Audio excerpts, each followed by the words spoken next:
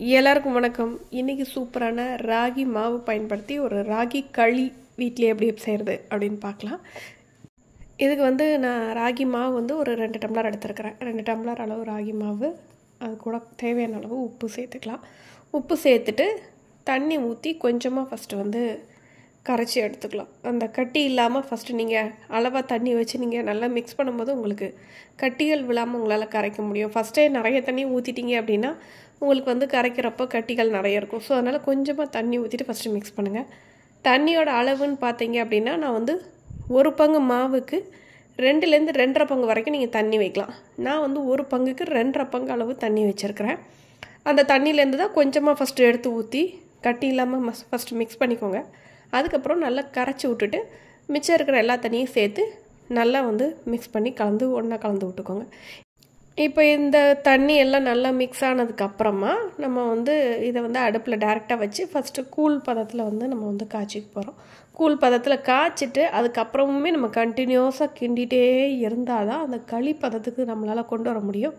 அதுக்கு இந்த மாதிரி கம்பெல்லாம் வச்சு நம்ம வச்சுருக்கிற கரண்டியெல்லாம் வச்சு பண்ணோன்னா அது பத்தாது. இந்த உட்டன் ஸ்டிக் இருக்கு இல்லையா, துடுப்புன்னு சொல்லுவாங்க, அந்த மாதிரியான அதை வச்சு தான் நல்லா உங்களுக்கு கிண்டுறதுக்கு வரும்.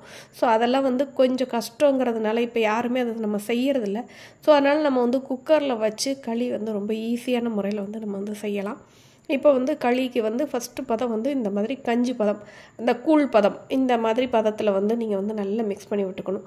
ஒருவேளை சின்ன சின்ன கட்டிகள் இருந்ததுன்னா கூட நீங்கள் அந்த கரண்டி வச்சு நல்லா அழுத்தி நீங்கள் கிண்டுறப்போ உங்களுக்கு அந்த கட்டிகள்லாம் உடஞ்சிரும். இப்போ இது நல்லா வெந்துருச்சு. உங்களுக்கு இப்போ பார்த்தாலே உங்களுக்கு தெரியும், நல்லா அந்த தளன்னு ஒரு பளபளப்பு இருக்குது பார்த்தீங்களா, இந்த அளவுக்கு நல்லா வெந்துருச்சு. இப்போ இது ஆஃப் பண்ணிவிட்டு நீங்கள் குக்கரில் வச்சிடலாம். குக்கரில் கொஞ்சமாக தண்ணி மட்டும் வச்சுட்டு நம்ம காய்ச்சி வச்சுருக்க அந்த பாத்திரத்தில் அந்த கஞ்சியோடு அப்படியே அதை உள்ளே வச்சு மூடி வைக்க போகிறோம். மேற்கொண்டு நம்ம தண்ணி எதுவுமே சேர்க்க தேவையில்லை. நம்ம குக்கரில் வச்சுருக்க பாத்திரம் மட்டும், அதில் வச்சுருக்க தண்ணி மட்டும்தான். இந்த கூழ் பதம் நம்ம கிண்டுனதை அப்படியே வச்சுட்டு ஒரு லிட்டு போட்டு க்ளோஸ் பண்ணிவிட்டு குக்கரை மூடி வச்சுருங்க. குக்கரில் வச்சதுக்கப்புறமா ஒரு 4 விசில்லேருந்து 5 விசில் வரைக்கும் நீங்கள் விடலாம். அந்த மாதிரி நீங்கள் 4லேருந்து 5 விசில் விடும்போது உங்களுக்கு என்ன ஆகும் அப்படின்னா நல்லா வெந்து உங்களுக்கு அந்த களி பதத்துக்கு உங்களுக்கு தண்ணியெல்லாம் நல்லா உறிஞ்சு நல்லா கெட்டியாக உங்களுக்கு கிடைக்கும். ஸோ இப்போ பாருங்கள், இது நல்லா வெந்துருச்சு. நான் ஓப்பன் பண்ணிட்டேன் குக்கரை. ஒரு 4லேருந்து 5 விசில் அடிச்சிருச்சு. இப்போ நல்லா இது சூடாக இருக்குது. இந்த டைமில் எடுக்கிறப்போ உங்களுக்கு அது வலுவலுன்னு இருக்கும். உங்களால் உருண்டைகள் பிடிக்க முடியாது. அதுக்கு பதிலாக நீங்கள் குழிக்கரண்டியில் அப்படியே எடுத்து கூட நீங்கள் ஒரு பிளேட்டில் கூட வச்சு சர்வ் பண்ணி சூடாக சாப்பிட்ணுன்னு நினச்சிங்கன்னா சாப்பிட்லாம். நான் இந்த மாதிரி குழிக்கரண்டியில் தண்ணியை நல்லா முக்கிக்கிறேன். நல்லா இந்த மாதிரி டிப் பண்ணிவிட்டு அதுக்கப்புறம் நீங்கள் கரண்டி வச்சு எடுக்கிறப்போ உங்களுக்கு அந்த கரண்டியில் அந்த களி உங்களுக்கு அந்த அளவுக்கு ஒட்டாமல் கொஞ்சம் நீட்டாக வரும். இப்போ இது சூடாக இருக்குது. சூடாக இருக்கும்போது நீங்கள் எடுத்திங்கன்னா உங்களுக்கு சரியான ஷேப்பில் வராது. ஸோ அதனால் இதை கொஞ்சம் நேரம் ஆற வச்சிடலாம். ஆறினதுக்கு அப்புறமா நம்ம செஞ்சு பார்க்கும்போது உருண்டைகள் கையால் உருட்ட முடியும். இந்த சூடில் உங்களால் உருண்டைகள் உருட்டவும் முடியாது. அந்த அளவுக்கு அது கெட்டியாகவும் ஆகிருக்காது. இப்போ பாருங்கள், இது நல்லா ஆறுனதுக்கப்புறம் நான் எடுக்கிறது பாருங்கள் எப்படி இருக்குன்னு. இந்த மாதிரி இருக்குது பார்த்தீங்களா. இப்போ நம்ம நல்லா இதை அழுத்தி உருட்டும் போது உங்களுக்கு நல்ல உருண்டைகள் நல்லா கிடச்சிரும்.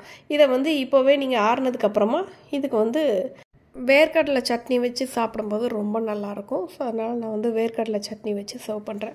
இதை இப்படி எனக்கு சாப்பிட பிடிக்கல, இல்லைன்னா இது இன்னும் கொஞ்சம் மிச்சமாயிட்டு எனக்கு காலி பண்ண முடியல அப்படின்னு நினச்சிங்க அப்படின்னா இந்த உருண்டைகளை அப்படி நல்லா மூழ்கிற அளவுக்கு தண்ணி ஊற்றி நீங்கள் வெளியவே வச்சிடலாம். மறுநாளுக்கு காலையில் இந்த உருண்டைகளை எடுத்து நல்லா அந்த தண்ணியில் விட்டு நல்லா கரைச்சிட்டு கட்டி தயிரோ இல்லைன்னா மோரோ இருந்தது அப்படின்னா அதை நல்லா மிக்ஸ் பண்ணிவிட்டு தேவைக்கு வெங்காயம் கட் பண்ணி போட்டு கொஞ்சமாக பச்சை மிளகா இருந்தால் கூட சேர்த்துக்கலாம், மல்லித்தலை கூட நீங்கள் சேர்த்துக்கலாம். இதெல்லாம் சேர்த்து நல்லா மிக்ஸ் பண்ணி குடிக்கும்போது ரொம்ப ரொம்ப சூப்பராக இருக்குங்க இந்த கூழ். ஆல்ரெடி நம்ம சேனலில் இன்ஸ்டண்ட்டாக ராகி கூழ் எப்படி செஞ்சுட்டு உடனே குடிக்கிற மாதிரியான கூழ் ரெசிபி நம்ம சேனல் ஆல்ரெடி போஸ்ட் பண்ணியிருக்கோம். இது மறுநாள் நல்லா புளிக்க வச்சு கூட சாப்பிட்லாம். ஸோ ராகி களி ப்ளஸ் கூழ் ரெண்டுமே சூப்பராக ரெடி ஆயிடுச்சு. பிடிச்சிருந்துச்சு அப்படின்னா சேனலை மறக்காமல் சப்ஸ்கிரைப் பண்ணிக்கோங்க. தேங்க்ஸ் ஃபார் வாட்சிங்.